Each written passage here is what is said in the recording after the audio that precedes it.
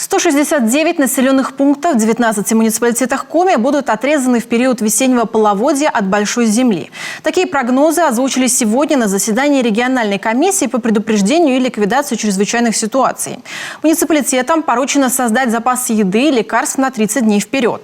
Для оказания помощи населению в период весеннего половодья сформирует сводный отряд спасателей. Алексей Корчма узнал, что ждать от этой весны.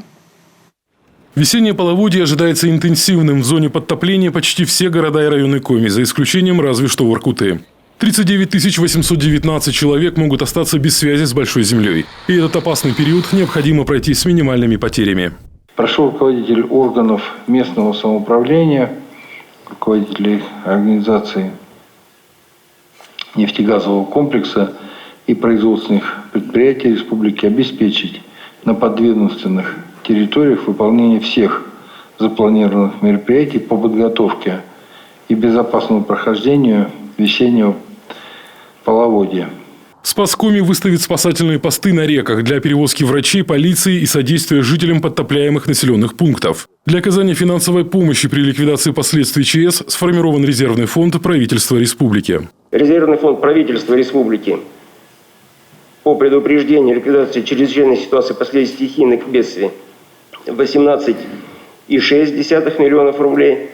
Республиканский резерв материальных ценностей для ликвидации чрезвычайных ситуаций 51 миллион.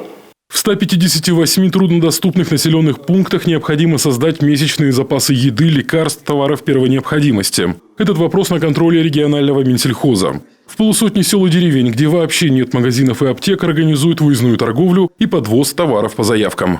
В отношении товаров скоропортящихся, таких как свежее мясо, молоко, овощи, конечно же, сформировать запасы не представляется возможным.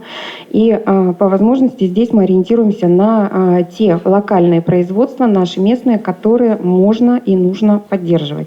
Риски нефтеразливов весной увеличиваются в разы. В Усинске, Ухте, Сосногорске, Печоре и Троицко-Печорском районе Коми межведомственная комиссия проверит организации, на территории которых ранее происходили утечки нефти. По данным синоптиков, этой весной толщина снега и льда на реках значительно ниже прошлогодних показателей. Максимальный уровень половодья в Коми ожидается на 10-60 сантиметров меньше. Но в случае заторов и дружном снеготаянии максимальные уровни могут превысить нормы на 20-160 сантиметров, причем на всей территории Коми. Вскрытие южных рек ото льда ожидается в первой декаде апреля.